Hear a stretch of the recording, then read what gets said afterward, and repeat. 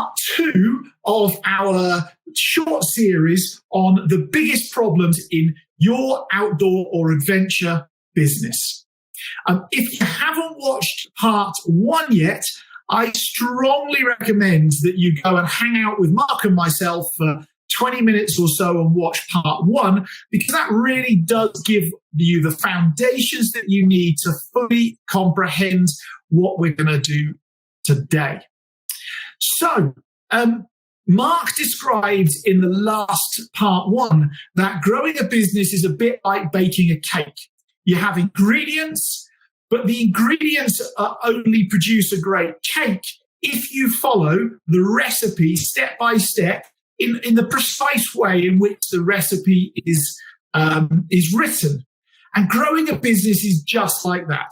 So in part 1, we covered the first 2 steps of the recipe, which if you get wrong will mean the rest of the recipe will fail guaranteeably. So please go back and watch that. And the link is up here somewhere for that right now. Anyway, so we're going to move on. But before we do, we have to welcome my business partner, my co-founder, vice president, I even called him last week, deputy prime minister, director of awesomeness and entertainment and everything else, Mr. Mark Hopkins. Hello. Hello. I haven't spoken to you for 2 minutes. That's it, 2 minutes, because we're actually recording this back to back. So, yes, hello. I love that honesty. Other people say, yeah, we're doing this back to back. There's no bullshit. Screw it, we're not BSing this. This is just like, take us as you find us. That's it. By the way, we do apologise. If you ever end up sat round a fire with us drinking beer, it probably will be a late night because we generally have a lot to say for ourselves. But we're good at listening as well, so we'd like to hear your stories. Anyway, enough of that. If you want more content around growing your outdoor business, please go hit subscribe and hit like. But Mark, I briefly summarised part 1. How would you briefly summarise part 1 before we step into the rest of today's session? Bloody brilliant. Fucking marvellous. It was earth-shatteringly simple, and needed a little bit of bravery and a bit of patience, I think, is a key thing. So know who it is that you're going to talk to, know what problem that they need solving, and keep understanding those 2 things until you feel that you are ready to move on to the next part, which we'll cover in the next 20 minutes. It was keep it simple, stupid. Don't overcomplicate life. You gave some pretty profound questions that I think all business owners should have tattooed on their forehead. Bloody brilliant. I was lucky I sat down because I'd have fallen off my chair otherwise. Fantastic. I love it. Now, one of the interesting things I mentioned, which does fly against what some people say, is we're not necessarily looking to solve a singular problem for our customers. Ideally, we're looking to solve a sequence of problems for our customers. And that each time you solve a problem, it takes the person another step closer towards what their goals, aspirations, and dreams are. Now, the reason why I suggest that is that then you have a customer who you can sell once or twice a year to for 5 to 10 years, as opposed to a customer who if you just solve a singular problem for them, you sell them once and they're like, oh, great, that's that done. Right, now I'm off. And you never see them again and they never get any more money from them. So you want a series of problems or maybe an ongoing problem. Now, one of the interesting things, Mark, was that in part 1, we spoke about the first 2 steps in the business recipe, or as we call it, the business pipeline. And in those first 2 steps, we didn't mention a product or service at any point in time. How refreshing is that? What was it we did mention instead? Geez, that's putting me on the spot. 20 minutes, and you want one thing. We mentioned problems and customers and people. That's it. So step one was know your customers and know them like the back of your hand. And step two was, in knowing them, you'll know what they dislike about their world today. You'll know what they wish to achieve in terms of goals. And you'll equally know what they believe that their list of challenges are or problems are to get from A to B. And then we literally go and say to them, well, if I can provide a solution to this challenge, would you buy it? And next, if you will buy it, how much would you spend on having this challenge overcome? Is that $10 a month, $1,000 a month, a one-off purchase of $500? I don't know. It doesn't really matter. What would they do? And at this point in time, we haven't spent any money on our business. But what we do know is whether or not this customer base and this business is worth pursuing. Because if you come up with a list of challenges you think you can solve for people, and they say, no, I wouldn't spend any money on it, or they say, I'd only actually spend 72 cents a month on having this problem solved, and in your mind you think, well, this is going to cost me $10 a month to solve it for them, you know that you don't need to go any further, because you can't, in a cost-effective way, solve their problem for what they're willing to spend. Probably, Mark, this is the point where most businesses fail, because it takes them running out of cash and 2 to 3 years to realize that people won't spend enough money with them in enough volume on what they've come up with. And we've just prevented that on pretty much a zero budget. Yeah, and I think that's why we always say, when you feel that you've done enough understanding of your customer, you're probably only halfway there. Yeah, and you've probably got another 4 years left to go worth of that, building that customer persona out and understanding them more. Yeah, and I think what's really key as well, what you said in terms, because we talked a lot about, but the more you know your customer, the easier marketing is going to be. So, and we all know that it's much easier to sell to a customer who already knows you and has sampled some of your fares. And also it's blimmin' cheap to sell to somebody whose details you already have. So when Rob talks about having a multiple level of problems that you can solve and helping them walk on the journey with you, your profitability goes through the roof, because you're spending literally no money on putting that new product in front of them. It's free. It's basically free. You've already got their email address. You've got their phone number. You know everything about them. You just literally put it in front of them. So that's it. You go through the roof. That's it. Now, at this point in time, you can start thinking about what products it is or services or experience it is that you're going to do that enable people to go on this journey that you're going to take them on, from where they are today to where they wish to go, their goal or dreamlike state in the future. And our best advice is to build that as a form of a ladder, and to have the first bit of your ladder free or cheap, and the price point of the products and services as they go up the ladder get progressively more expensive. But we want to bring people into our business. We want to have a product that we sell to them that gives them confidence that when we say we are excellent at what we do, they actually get to experience excellence, but where the risk to the customer is minimal. Very, very, very small. So it's a get to know you product. But then, Mark, so we're going to come up with this list of products and services. We're going to go and test it again against the customer base and say, hey, Mr. or Mrs. Customer, you're my ideal customer base. Like, here's this solution I've come up with. Here's the product or service to match it. You said originally you'd spend this much money on having this solved for you. Like, what do you think? And we did that very recently with a small group of outdoor business owners around a product and service we're building to help outdoor business owners find themselves an abundant supply of new customers. And yet again, we haven't really spent any money on growing our business. And yet again, at this point in time, if the customer says, well, I get how that would solve my problem, but it's not for me. What a Or I wouldn't pay for it. Or I wouldn't pay for it, or I wouldn't pay that much for it, or whatever. What a great piece of feedback before you go and build a website, start doing marketing, and start raising your expectations around sales. Yep. How to avoid wasted of money and time.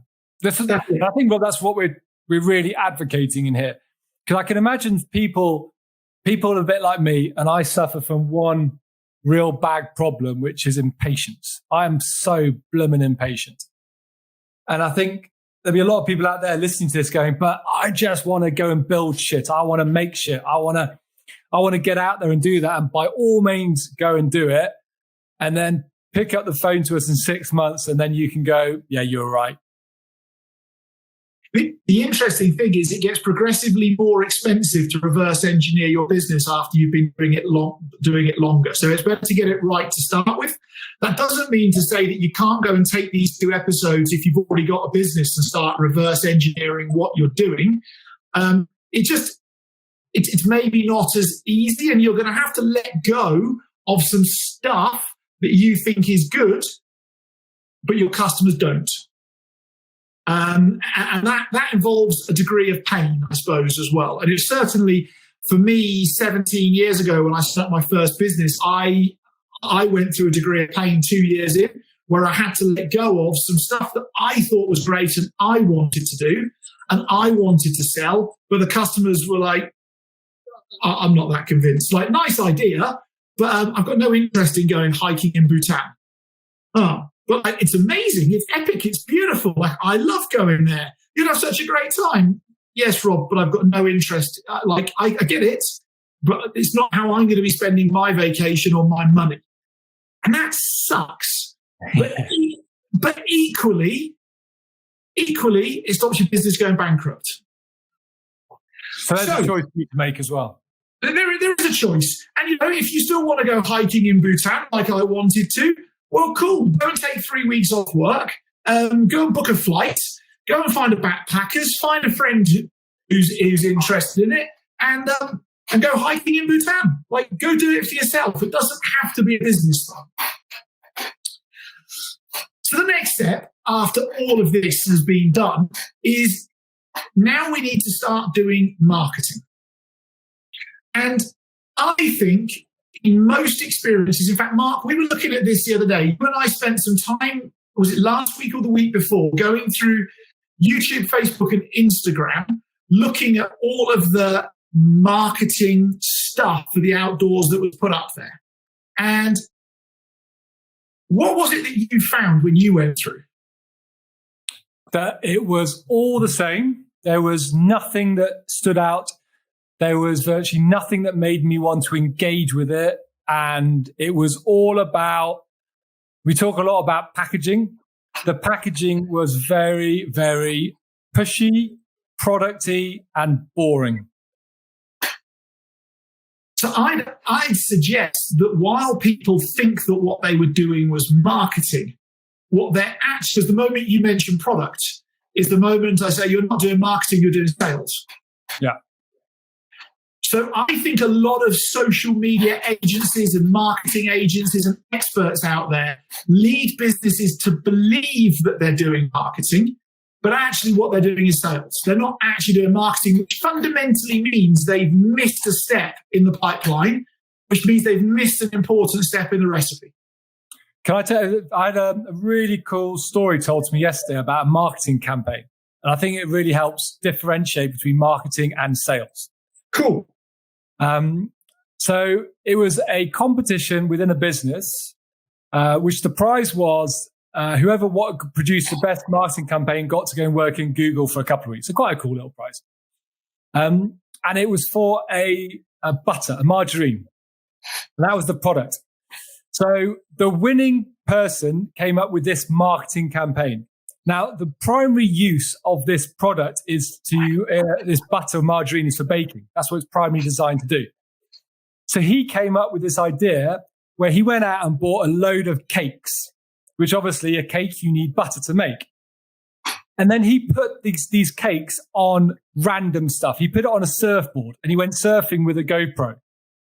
He took it on a mountain bike. He put these cakes in really random places. This campaign then went viral because it was all about what's the most extreme place you can put a cake.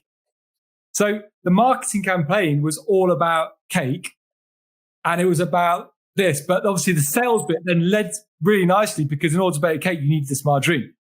So the sales followed the campaign. So I think it's just quite a nice little story about actually that's a real marketing campaign, whereas a sales campaign would be buy this butter.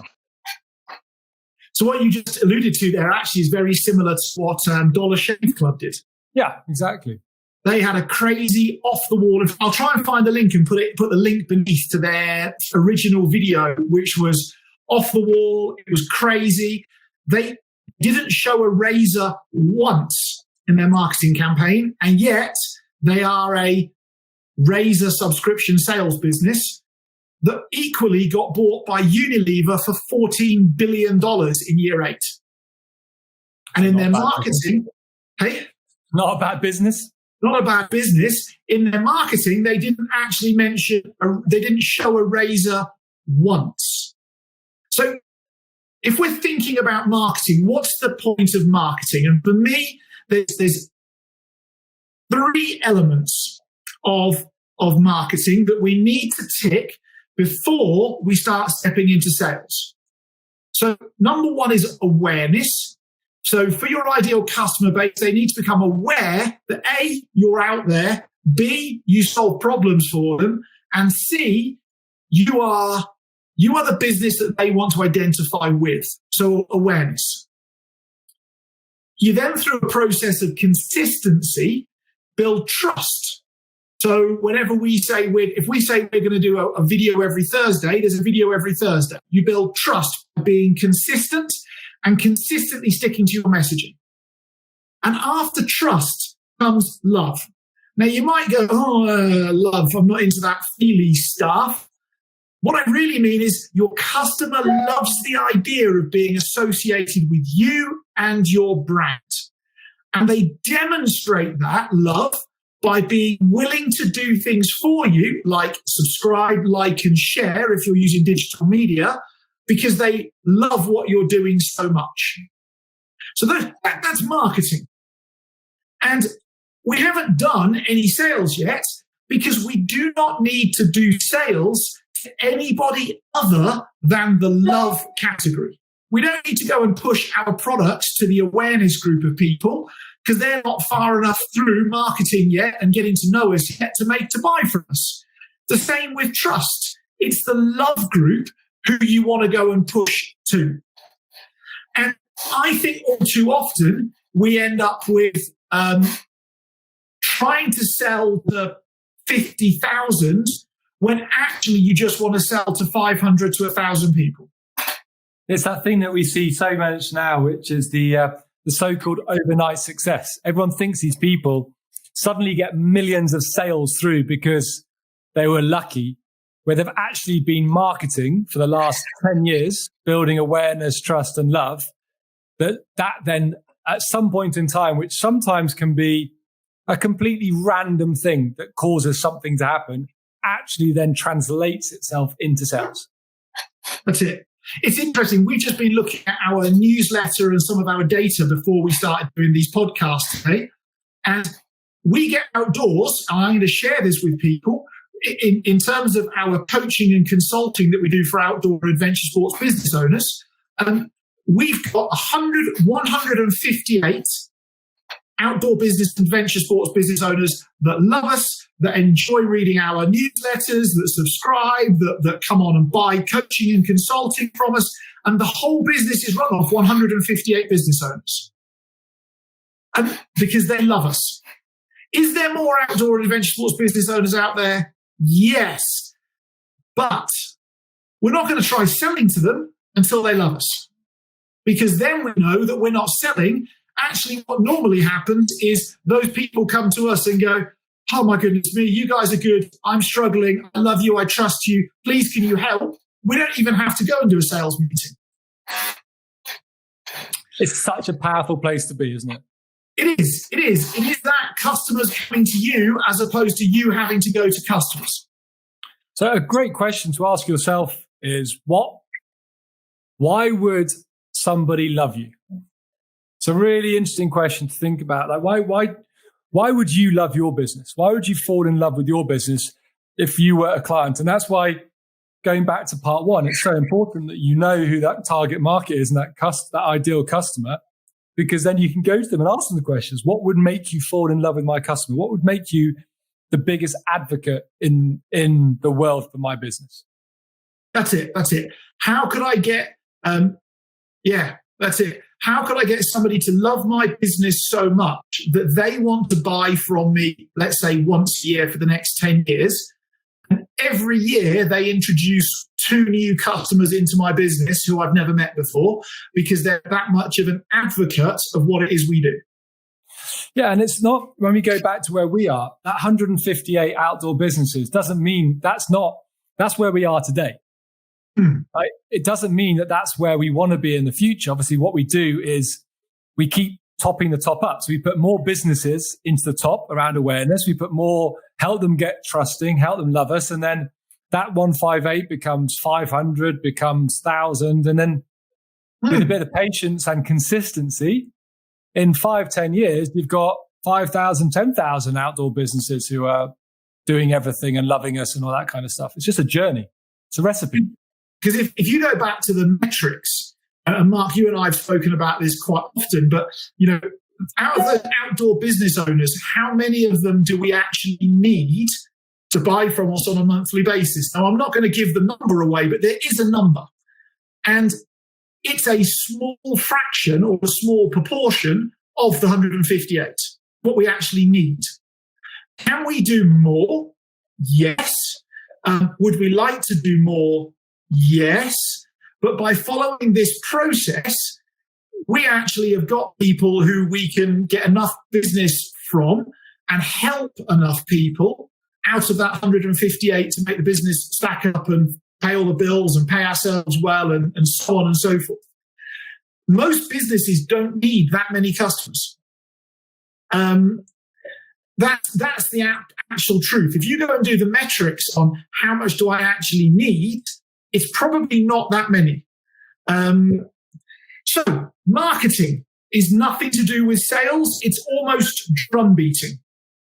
And then we do start to move into the world of sales after marketing, ideally selling people in at the bottom of our solutions or problem-solving ladder, ideally.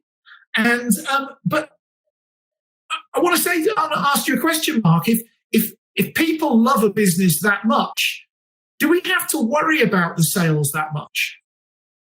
No, the thing you have to worry about, which probably moves, we skip through this into the next part of the pipeline.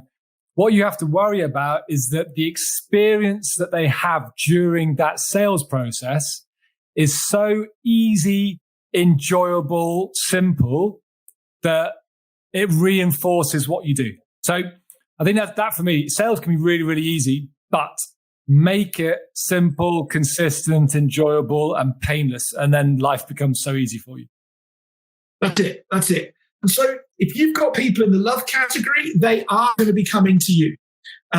So that means that you pretty much got to put them off spending as opposed to ask them to spending, which means all of those books out there on objection handling and driving sales and all that other stuff, I'd argue those books are taking paracetamol or Tylenol for a headache that you've got, which is a short-term fix, as opposed to saying, I've got this headache because I drank 12 pints of microbrewed beer last night, and really what I need to do is learn not to drink less beer if I don't want to have a headache. I think it's those things. It's the lazy option. It's the cold selling. They are right for certain businesses if you want to just punt products as quick as you possible and don't really give a shit about your customers and are not really interested in keeping your customers into your business for a long term. They work. Yeah. But if you want to build a sustainable business where you're getting free marketing because these guys love your journey, they love everything about you, then it's like I said, it's a very short-term fix. Cool. So we're going to wind this up now. We've got in sales, we have actually got halfway through the pipeline. That's as far as we've got. And there are other steps going down through the pipeline that are necessary that drive us to the point with the last step where we get a customer who repurchases from us on a yearly basis for a given amount of time, and equally refers their friends, associates, other outdoor enthusiasts back into the business in terms of new customers that allows the business to grow. And that's how the recipe or the pipeline works. And it's worked for us now for years, and it works with our customers who we give it to as well. So there's an insight. Mark, in closing, what thoughts do you have or remaining bits do you have where for people who maybe feel a bit overwhelmed or a bit stuck with everything we've given them over these 2 episodes? I think first thing would be your brain is probably fighting itself because you think it has to be more complicated than this.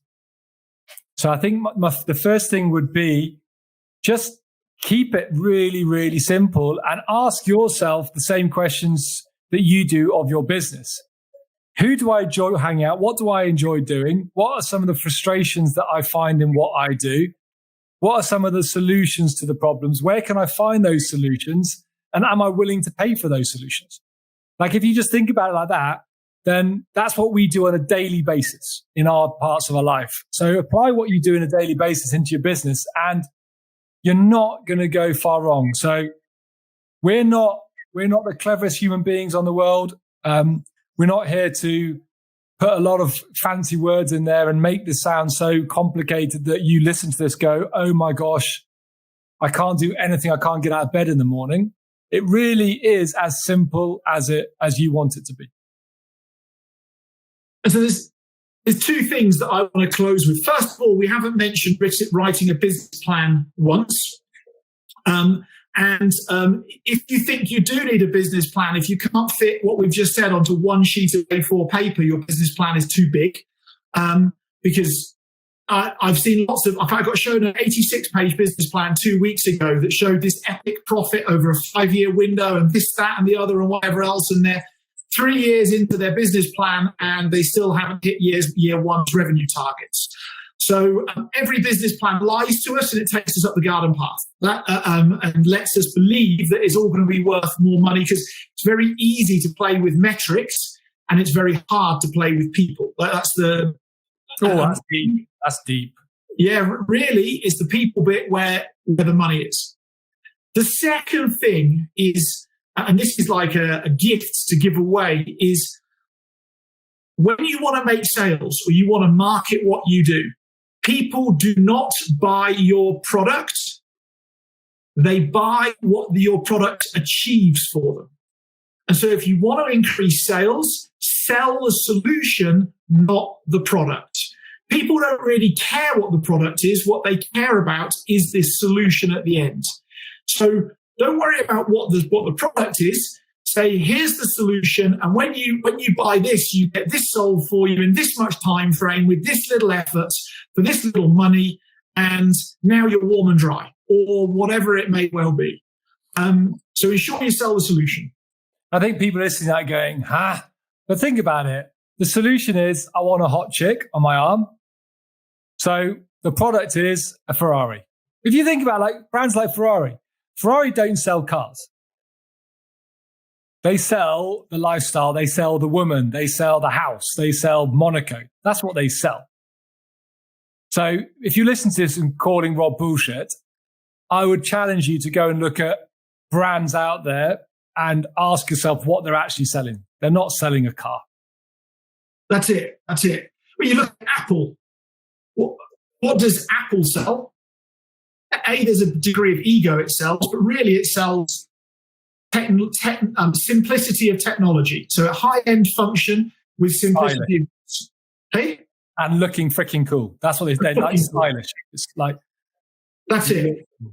If you ask any Apple owner what they love the most about Apple, it's the fact that you get a new Apple device, you turn it on, and automatically it speaks to all your other Apple devices and things just work by magic. Done. So, if this has been used to you and you would like to do one of two things, number one is say, hey, Rob, I get this, but I'm struggling to do this in my business. Can you help? The answer to that question is yes, and I'll give you 1 hour completely free of charge, my time, to come on and look at what your challenges are and help you overcome them. You can book that hour with me in the link below in the description. But equally, if you want to promote your business to our 80,000 followers who are mostly on Facebook, we'd love to have you on our podcast to become an expert guest where you can promote your business or your products. And you can go and book a short podcast interview with us in the link below as well. Apart from that, I'm curious, if you'd like to get this content before the rest of the world, or if you'd like to get a consistent newsletter every 2 weeks from us with content about this, both in written and video format, then drop me an email, rob@wegetoutdoors.co. I'll put the email address beneath and just say, add me to your newsletter, please. And we'll go make that happen. So that's it from me. Mr. H, what are you up to in the outdoors in the next few days? Share with us. I am jumping in my car and then coming down to this beautiful part of South Africa called Hogsback. And I'm going to annoy you, drink beer, and we're going to go hiking. Excellent. There you go. That's it. Mark's coming to my new house in the mountains, we're going to be camping in my new house because it needs renovating from the foundations upwards. So it'll be like indoors, outdoors camping. Oh, what better? What could be better? Cool. So, folks, if you've liked this, please hit subscribe and hit like. YouTube loves it when you do that. And if you've really enjoyed it and you know other people would benefit from it, go hit share. Share it on your social media platforms and suggest that other people enjoy this and benefit from this as well. Remember, the givers always gain. That's it from us. Stay awesome, and we will see you next week.